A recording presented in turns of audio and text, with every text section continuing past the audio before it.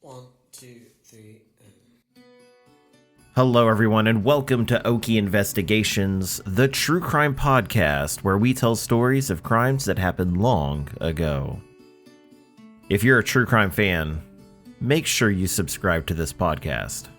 That way, when we have new episodes, you will be the first to know. Also, check out our Facebook page at Okie Investigations and our blog over at TrueCrime.Blog. That's where we post a lot of the cool things that we found for each episode.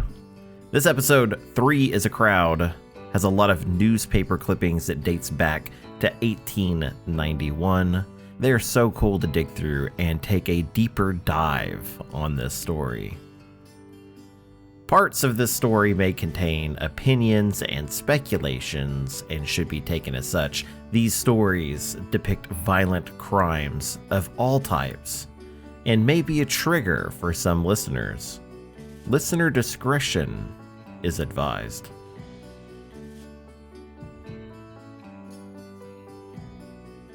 Next week, November 1st through the 6th, I will actually be out on vacation.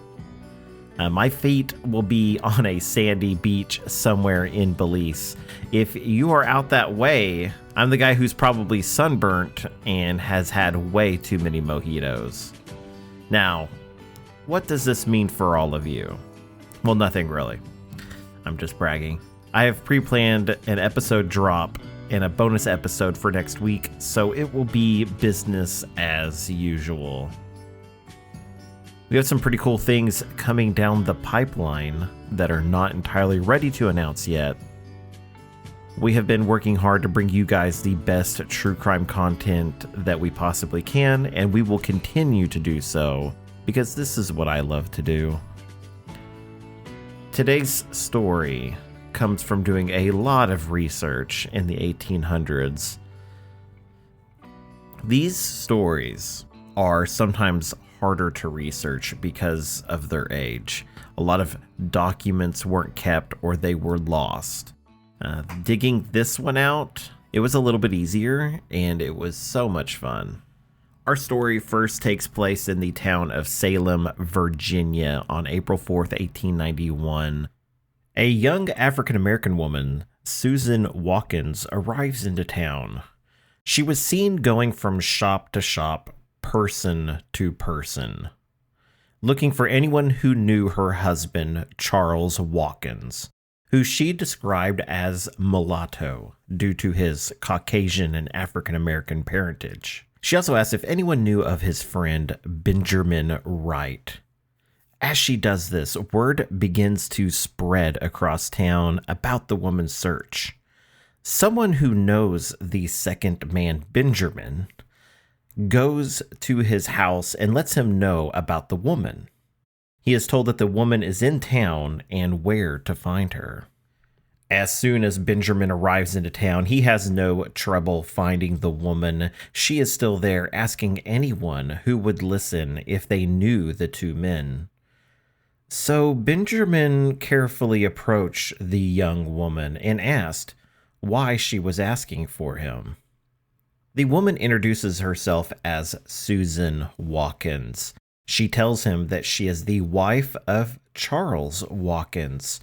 He left her some months ago, and she believes he's run off with another woman.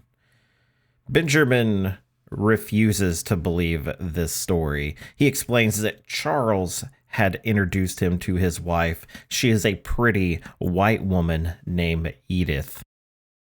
But as he said this, Susan reached into her bag that she was carrying and handed him a paper.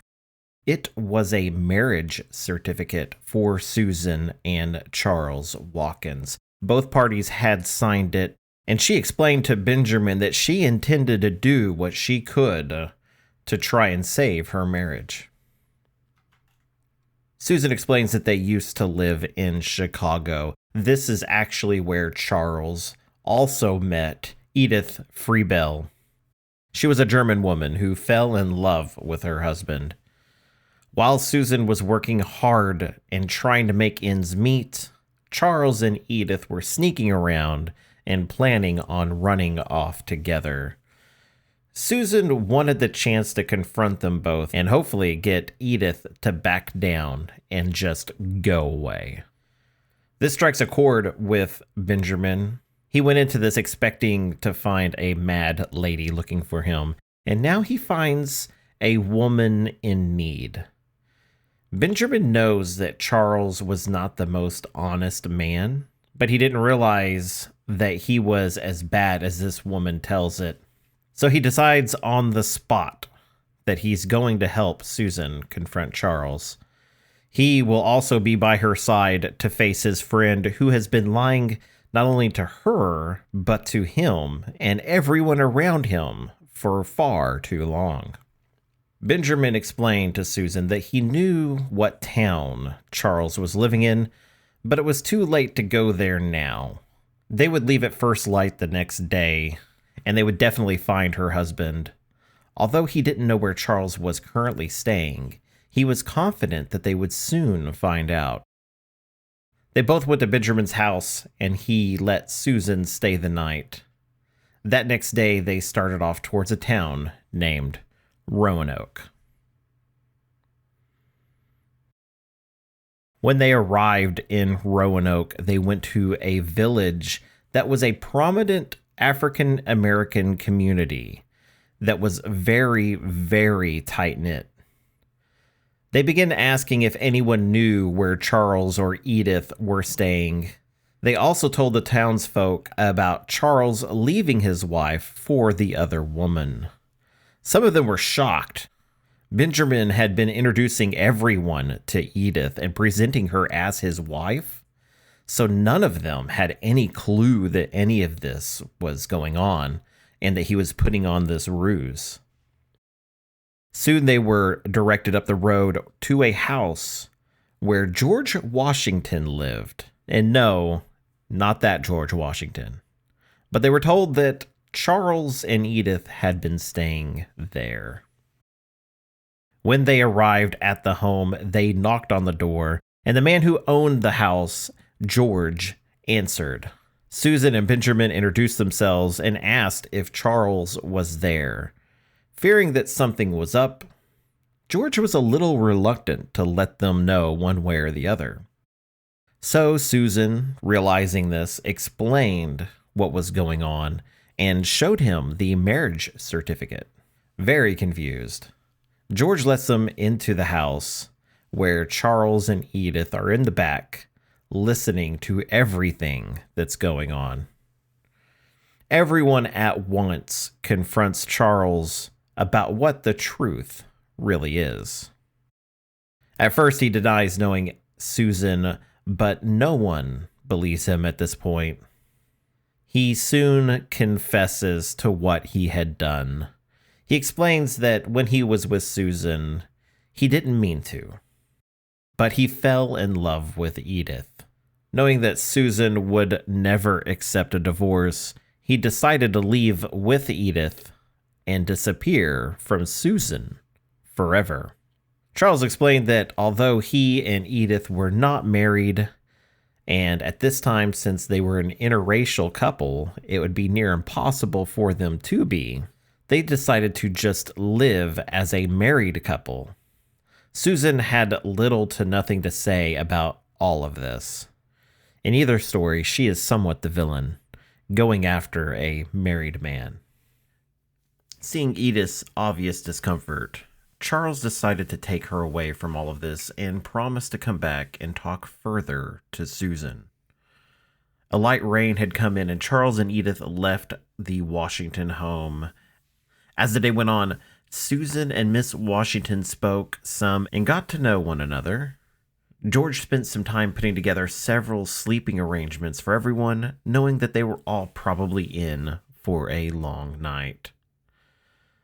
That late evening, Charles returned without Edith. He explained that he had taken her to his grandmother's house in the mountains. Charles expressed that he wanted to talk to Susan alone, and he had arranged a buggy ride for the two of them. But Susan quickly declined this. Charles backed off of this idea for now. They both spent the night together having awkward conversations and not coming to any real agreements. They were both just too stubborn to let the other win. That following day, Charles asked Susan if Susan wanted to go out with him. He had some things to take care of and said that they could spend the time talking and working things out. But she again refused to leave the Washington home.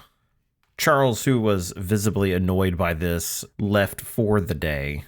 It was later this day Susan had confided in Miss Washington that she was scared to leave with Charles. She was suspicious of his behavior and did not trust him. Charles returned that evening at about 6 p.m. This time, he demanded that Susan come with him. He explained that they were not going to be able to work things out unless they could have some alone time together. Susan must have given up at this point, probably hoping that there was still some chance of saving their marriage, so she gathered her things and went out with Charles just after 6 p.m. Susan never returned to the Washington home. The next day, a young boy named Lawrence Anderson was out working with his friends. They were pulling an ox cart around town and gathering firewood. As they did so, they would load that cart up with that wood. Another boy that he was friends with had just come from the creek. He was frightened at something he had seen there. When Lawrence asked him what it was, his friend told him it looked like there was a dead body near the log crossing.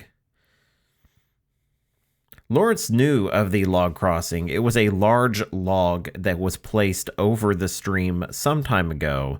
The bark had been stripped away from the log, and on rainy days like this one, it was easy to slip while trying to cross the log. Lawrence ran down to the creek with his friends, and when they reached the log, it was pretty clear that just down the stream there was something that they couldn't quite see. They walked down the stream just a little ways and were able to see the body. The woman was partially adrift. Her head was in the water and her legs were up on the embankment. After discovering this, Lawrence ran down and alerted authorities to what he had found. Quickly, police arrived and they sent for someone to get the medical examiner. At first, they were wondering if the woman had possibly slipped and hit her head and fell into the water, but she was further downstream and it just didn't make any sense. Even with the rainfall, she wouldn't have been carried down there. As they looked further, they noticed a bunch of damage around her head, and when the medical examiner arrived, he agreed that something was not right with all of this. It appeared that something had happened. It looked like she had been struck with something. These were not wounds of somebody that just fell. But they would have to do an autopsy to make sure. No one recognized the woman. They believed that she must be new in town or was visiting. Police started to ask the locals if they had seen a young woman in town, and they were told of the story of Susan Watkins, how she was looking for her husband Charles, and that he had been living with another woman at George Washington's house. Believing this to be the same woman, they went to find Charles Watkins and his mistress, Edith. Officers first went to the place where Susan was known to have been. If she were here, they would be able to rule her out as the possible ID of the victim. They were headed to the home of George Washington. When officers arrived, they were able to speak to both Mr. and Mrs. Washington. They explained why they were there and what was going on. They asked if Susan was at their home still, and George told the officers that she had left the evening before with Charles and never came back. He told the officers that Charles had recently taken Edith to his mother's house. If he was anywhere, it was likely there. But Charles did return earlier that day for his trunk that he had left at the Washington home. The authorities knew where Charles' grandmother stayed, and the only problem with it was that it would take a little while to get there. She lived in the mountains in a heavily wooded area. As the officers were headed to Charles's grandmother's house, the medical examiner had removed the woman from the creek bed. They found out that whatever happened, it wasn't robbery. The woman had several pieces of jewelry on her at the time of her death, several gold rings, one with a diamond, a nice watch, and some other jewelry. If this were a robbery, those would have most likely been taken. That evening, officers arrived at the home of Charles's grandmothers. They were met by Lucy Watkins and Taylor Watkins, who were related and lived with the grandmother. They explained how Charles had shown up with Edith and had left her there to stay. He had left to talk with Susan and came back the next day. The night before, Charles seemed on edge, and he met with Edith that late afternoon. They mentioned that Edith had been with them for the past couple of days, and she did not leave the house until this morning. At a dead end, the officers waited until the following day to resume the search for Charles and Edith. Salem officers were checking with the train stations to see if anyone had matched the description for either person. They believed that someone who looked like Charles had purchased the ticket for one train, but no one remembers actually seeing him on the train. But they did get the break that they were looking for. Edith was spotted in town just leaving George Washington's home. She had returned to pick up some things. When officers arrived, she was just leaving their home. The officers arrested her on the spot and brought her in for questioning.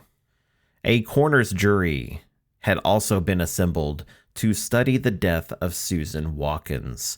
Some of the locals had identified her from seeing and talking to her earlier in the week. As they were examining Susan, Edith was confessing what she knew of the situation. She told officers that she had nothing to do with Susan's death and that Charles wanted her to leave town with him and join him in the village of Liberty. This information was passed to the coroner's jury, who came to this conclusion. The jury believes that Susie Watkins came to her death between the hour of 8 p.m. on the night of the 6th of April and the hour of 12 noon on the 7th of April, from wounds on top of her head and a fracture of the skull inflicted by a rock, stick, or some other hard instrument in the hands of Charles Watkins, and that Edith Freebell was an accessory to the act, before or after. The search was now on for Charles Watkins. The news of Susan's murder was front page news. The police were not the only ones who were looking for Charles. An angry mob had formed, comprised primarily of African American men who were mad that one of their friends could do something so horrible. Their number swelled in the hundreds, and they vowed to lynch Charles for his crimes. The mob surrounded the jail when a rumor traveled around that Charles had actually been caught, but the sheriff reassured them that this was false, and they soon dispersed after. The authorities knew they had to get to Charles before anyone else did if they wanted a chance to actually convict him for his crimes. A mob would surely kill him if they found him first. Weeks would go by with no news in the case. Officers were searching the mountainside and neighboring towns to see if Charles had been there, but it was like he had just vanished. During this time, the authorities believed that there would not be any way to convict Edith, so they cut her a deal and let her go. Edith was very suspicious of this. When she left the prison, she was hounded by a reporter and some locals. The reporter kept asking what she was doing and where she was going. The local was giving her a piece of her mind. Edith was followed all the way to the local train station where she was able to buy a ticket to get out of town. She did tell the reporter that she believed that she was being followed by the police. She thought that they were watching her because she might know where Charles was. But she said the joke was on them because she was going to her mother's. It would be months later before there was a break in this case. Close friends and family of Charles suddenly started getting letters from someone who went by the name of S.G. Williams.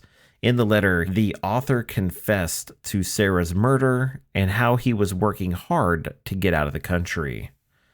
The author let on that he was actually Charles and that he was working on lining up a job to get on a boat to go overseas. It would be a one-way trip for him, but for now, he found work at a hotel to make ends meet. But for Watkins, the devil was in the details, and it was ascertained that Charles was currently in North Carolina. One letter was actually sent to George Washington, who immediately turned it over to police. The detectives in Virginia called the detectives in Wilmington, North Carolina, to let them know that they should be on the lookout for Charles. They sent them a copy of the letter and gave them a physical description of Charles. In North Carolina, it was Officer Ben Turlington who made the big break. He was going from hotel to hotel and checking to see if he could spot Charles. He then went to the Island Beach Hotel, and that's where he asked if Mr. Williams was working there. He was told that he did, and he was actually their head waiter. Williams came out to see who was asking for him, and he was arrested on the spot. Officer Turlington knew it was Charles from the description he had been given.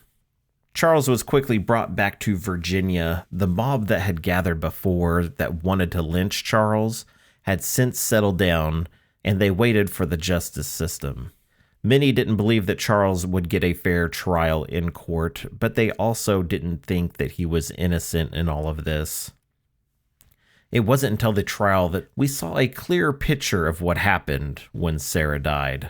The trial started on November 17, 1891. After getting a jury into place, they were able to start the trial.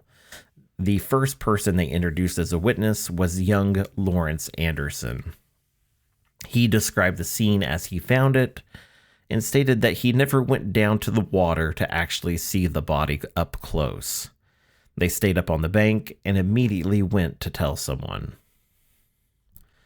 The next witness was John Banks. He was one of the men who went down and viewed the body after it was discovered. He's the one that discovered tracks that looked like a new shoe leaving the scene and heading into the mountains. He followed that trail of footprints until it went cold. They then called on each member of the coroner's jury to testify on their findings and their take on the case. Each one had not only examined the body in some way, but they also visited the site of the murder to see what those conditions were. Then a more profound account of what happened started to be told. On the evening of the murder, Taylor Watkins testified that he is Charles's uncle. He said that Charles came to his home and started talking about Susan and how she was now threatening to shoot him and Edith. It was soon after this, Taylor noticed someone coming up to their home. They looked like they were injured. When he opened his door, a woman pushed her way in. It was Susan. She started yelling at Charles and asked why he shot her. Charles denied shooting her. Susan's hand had actually been injured, and she was asking that Charles take the ball out of her hand so she could then leave. Susan said that Charles could have his white winch. They all stayed the night at Taylor's house, and that morning, Susan demanded that Charles take her to the doctor to have the ball removed from her hand. Then she promised she would just leave town. Susan and Charles left that morning for town, and a few hours later, Taylor said he feared something else might have happened to Susan when news came of the dead woman found at the creek. When the jury received the case, they quickly returned with the verdict that Charles Watkins was guilty of murder. The judge ordered that in January that next year, Charles would be hanged. After the trial, Charles seemed to have a mental break. He started acting odd and started focusing intently on religion. The guards began describing Charles as a raving lunatic due to his behavior. The court had to address it, and many people thought that he was going to be declared insane, and they would have to vacate his sentence and send him to a mental institution. But just the opposite happened. They found him sane, and the sentence was allowed to resume. On January 8th, 1892, Charles walked slowly to the gallows that was built for him. Earlier that day, he had confessed to the crime that he had committed. He gave a very detailed account to clear his mind some.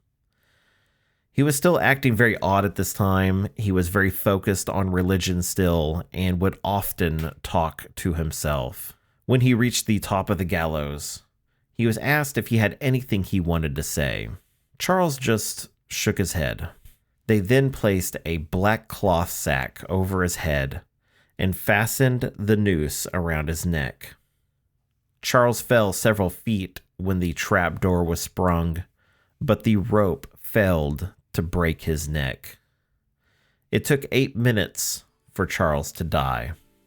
One of the things about this case that I wonder is, did Edith have more to do with the murder than suggested?